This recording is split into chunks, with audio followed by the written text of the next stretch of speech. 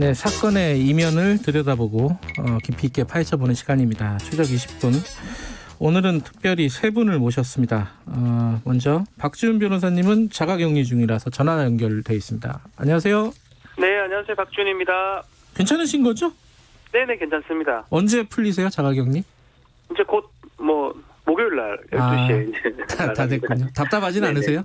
괜찮습니다. 네. 좋습니다. 네. 그리고 한겨레신문 김한 기자 모셨습니다. 안녕하세요. 네, 안녕하세요. 그리고 오늘 특별 손님으로 숭실대 사회복지학과 노혜련 교수님 모셨습니다. 안녕하세요. 안녕하세요. 예, 마이크 좀 가까이 대시고. 예, 고맙습니다. 오늘 이제 노혜련 교수님 모신 거는 정인이 사건이라고. 근데 이게 사건명이 정인이 사건이라고 해야 되는지는 뭐 약간 논란이 있습니다. 그죠? 피해자 이름으로 사건을 명명하지 않는 방향으로 그죠? 저희가 이제 하고 있기 때문에 그냥 양천 아동 학대 사망 사건 뭐 이렇게 그게 낫겠네요. 그게 중립적이겠네요. 지금 뭐 가해자들의 이름을 공개하고 이런 부분들은 아직 결정이 안 돼 있는 상황이기 때문에 양천 아동 학대 사건으로 얘기를 하는 게 좋을 것 같습니다. 근데 이게 이제 사실은 그 전에도 기사가 많이 나왔었는데 그것이 알고 싶다에서 좀 집중적으로 파헤치면서 굉장히 아동 학대 사건의 전형적인 어떤 부조리한 모습들이 모두 총체적으로 드러난 것 같아요. 그래서 새삼 충격적이었고 또 새삼 똑같은 논란들이 벌어지고 있습니다. 뭐 생각해 보면은 2016년도에 생각해보면 포천 아동 학대 살인 사건이었죠, 이것도. 네. 예, 그리고 대구도 있었고요. 뭐 이런 때랑 비슷한 양상인 것 같은데 일단 교수님 얘기부터 좀 잠깐 들어볼까요?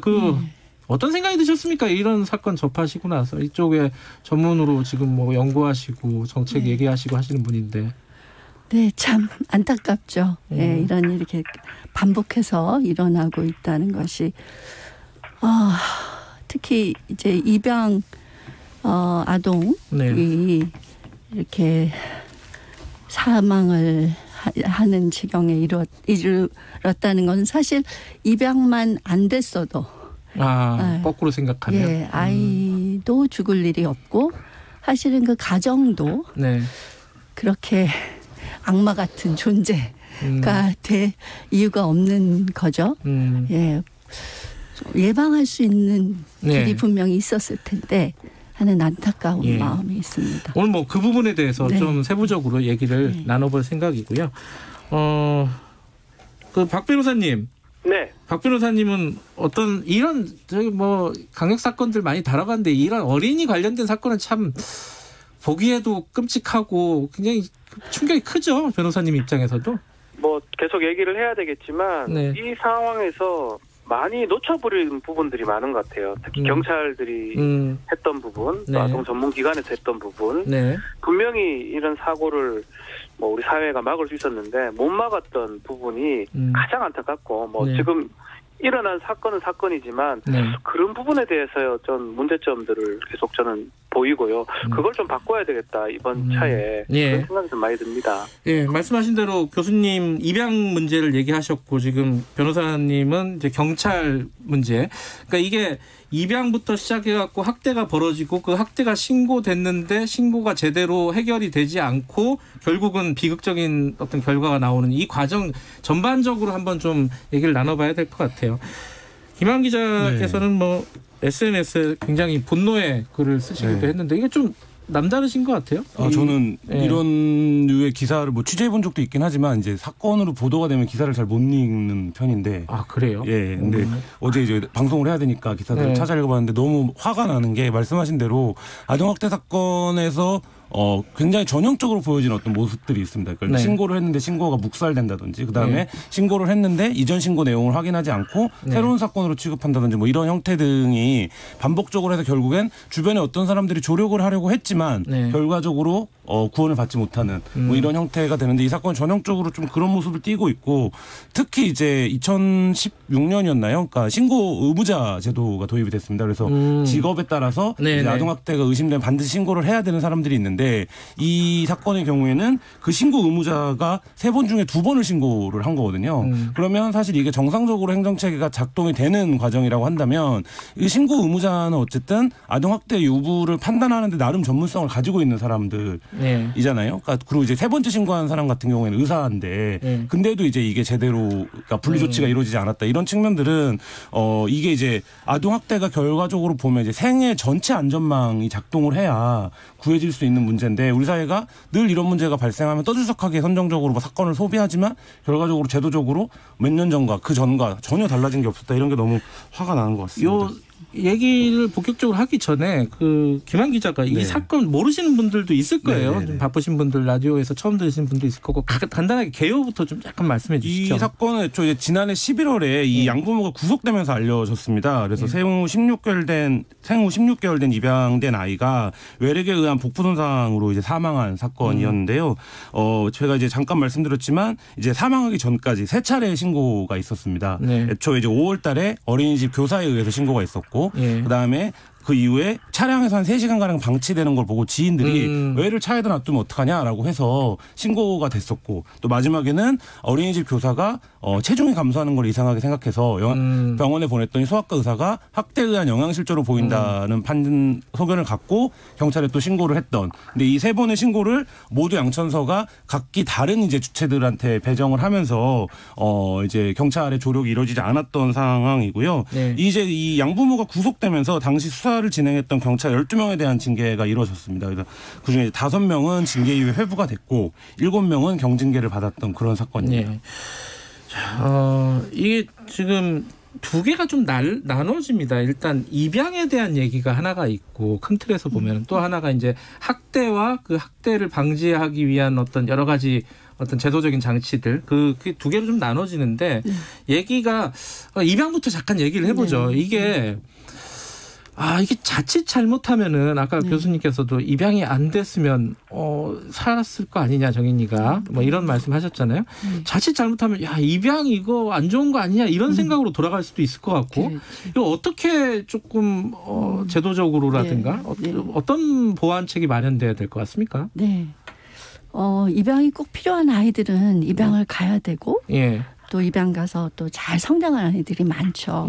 근데 그렇게 되려면 이 입양 부모를 잘 준비시키고 진짜 부모로서 또 양육 능력이 있는지를 잘 평가하는 그러한 절차가 진짜 꼼꼼하게 전문적으로 잘 이루어져야 되는데 대구 사건 때도 저희가 진상조사했을 때 2016년도에요. 너무나 부실한 그런 상황이었죠. 그러니까 교육이 이제 입양특례법 이후에 처음으로 교육이라는 것이 8시간 이제 받아야 되는 걸로 만들어지기는 했습니다. 8시간이요? 근데 그 시간 중에 거의 반은 행정적인 얘기를 주로 하더라고요. 입양 절차에 관해서. 보적은 어떻게 올리고 뭐 이런 거겠죠.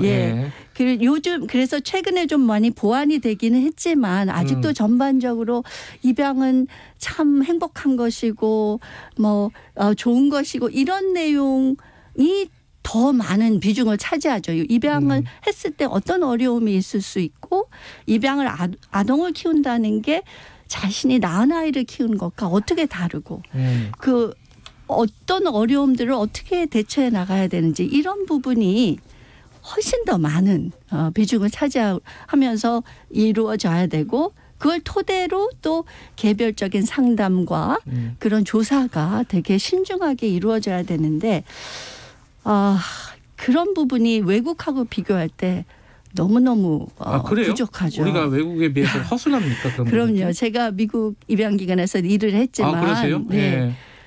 거의 적어도 6개월에서 1년간의 이런 교육과 조사 과정이 있습니다. 그래요?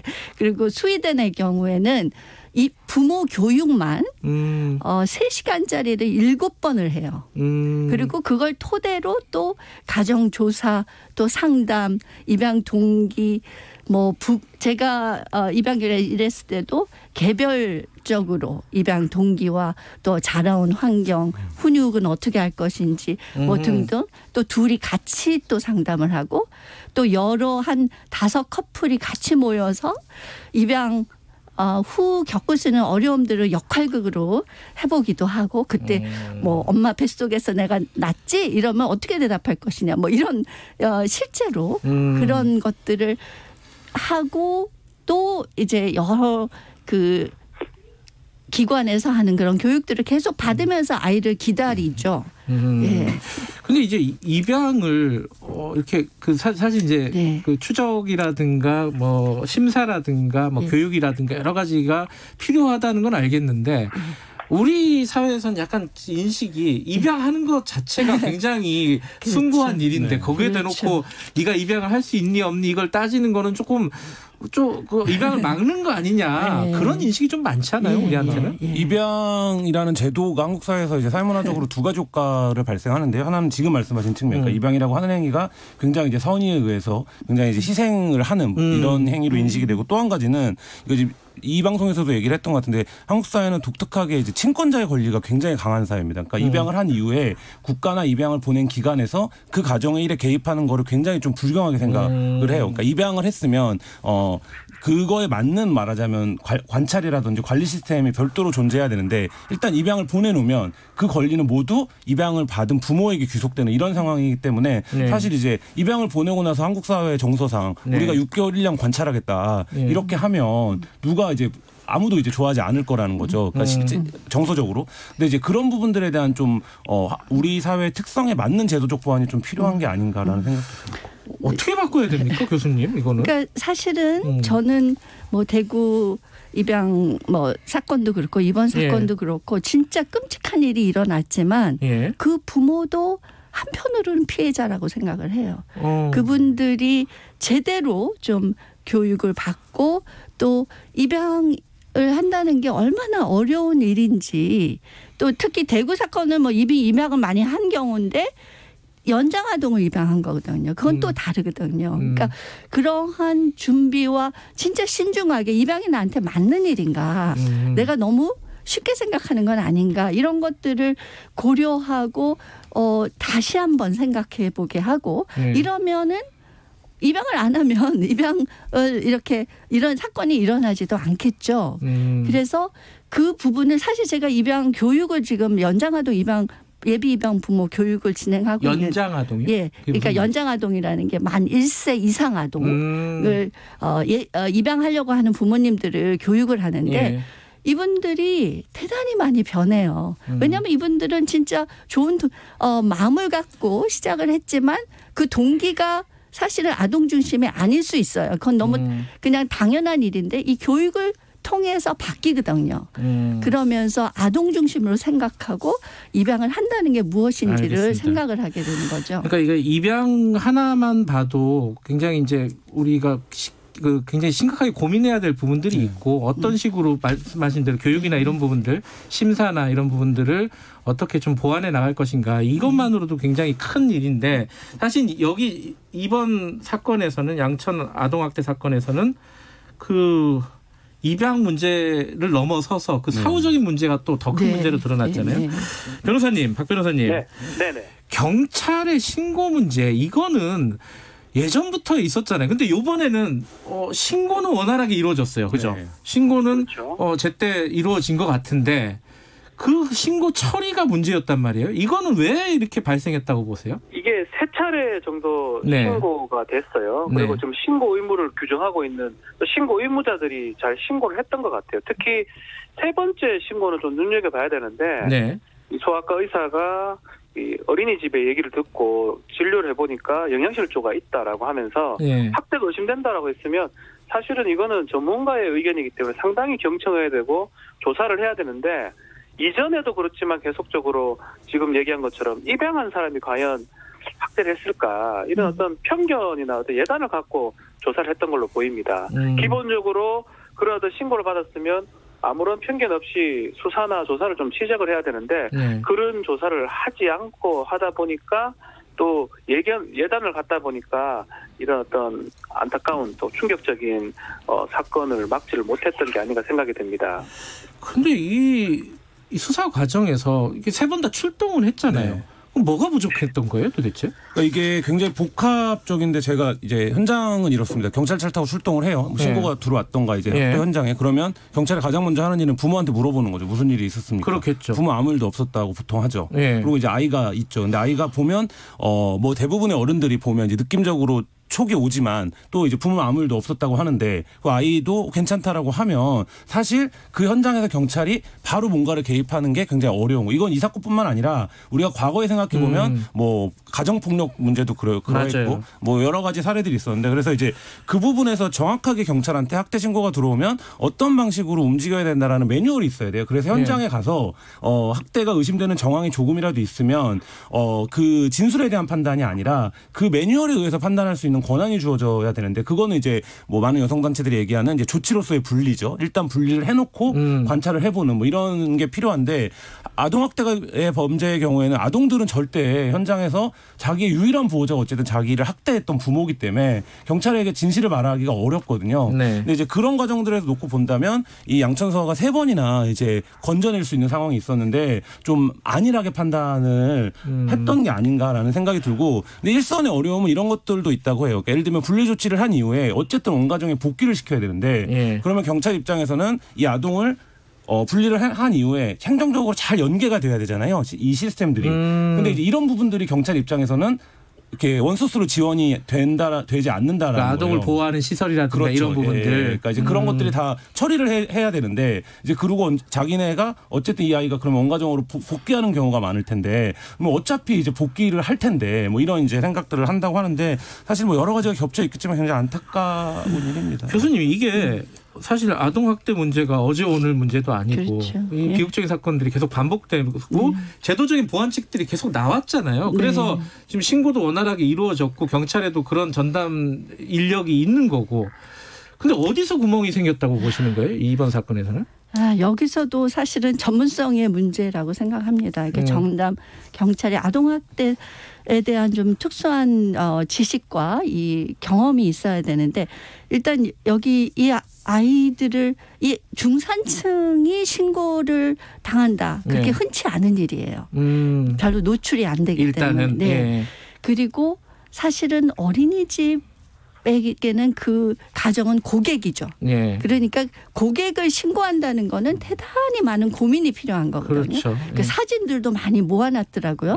그랬을 때 경찰이 물론 그 보호자하고도 얘기를 하지만 그 어린이집 교사들하고 좀 더 깊게 이야기를 해보고 또 이렇게 어린아이들은 자기 표현을 못 하잖아요. 그러니까 아이가 부모한테 가는 건 너무 당연한 거예요. 그게 애착관계다 이렇게 판단하기 어려운 거거든요. 그러니까 어리고 또 의료진의 신고까지 갔고 또 이렇게 지인도 신고를 한다는 거 쉽지 않은 일이에요. 잘 아는 사람을 신고한다는 거 오죽했으면 그렇게 했을까. 이런 부분들을 잘 감안해서 일단은 이 이 경우에는 저는 무조건 분리하는 걸 이제 별로 원치 않는데 아동학대의 다양한 케이스가 있는데 이런 경우는 아이가 어리고 또 신고 의무자들이 그냥 뭐 지나가면서 하는 사람 잘 아는 사람들이 이렇게 신고를 하고 거기다 의료인이 했을 때는 이건 아주 심각한 거죠. 그러니까 그런 심각성을 경찰이 파악하지 못한 것은 전문성 부족이다. 이런 관련된 아동학대 관련된 사건들을 많이 다뤄보지 않았을 것이다. 근데 아까 이제 김한 기자는 이게 뭐 매뉴얼이 명확하지 않고 권한이 좀 없기 때문에 벌어진 일이기도 하고 이게 좀 얽혀 있는 사건이겠네요. 얽혀 있죠. 그러니까 뭐 디지털 성범죄 같은 경우들도 마찬가지인데 경찰이 하는 일이 이제 범인을 잡는 것에만 있는 게 아니라 예방적 기능이 있는 거잖아요. 그러니까 범죄를 예방하는 기능. 그러니까 아동학대 같은 경우에는 경찰이 1차적으로 개입이 되면 이 범죄가 예방될 수 있는 조치들을 취하는 것.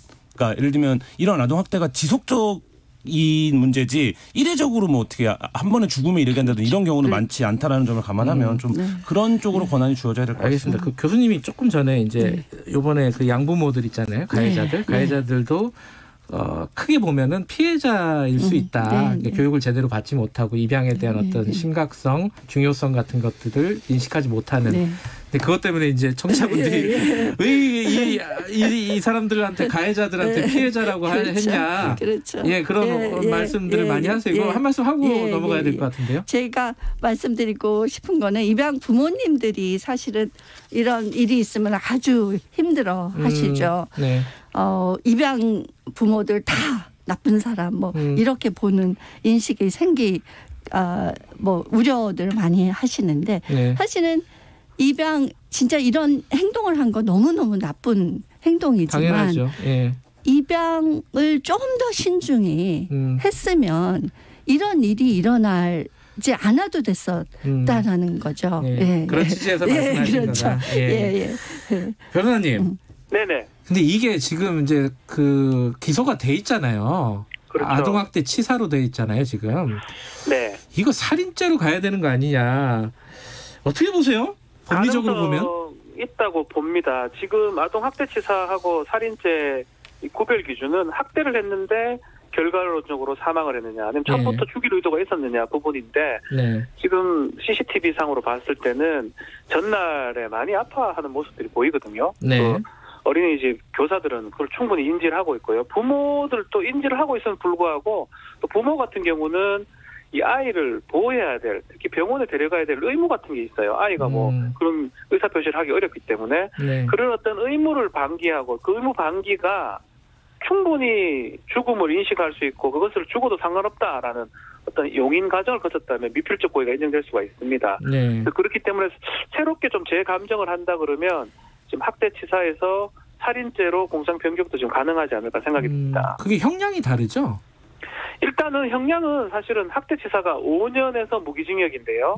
살인죄는 5년 이상 무기징역 사형이 하나 더 추가가 되어 있습니다. 아, 그래요? 근데 이제 양형 기준이 차이가 많이 납니다. 법원의 양형 기준.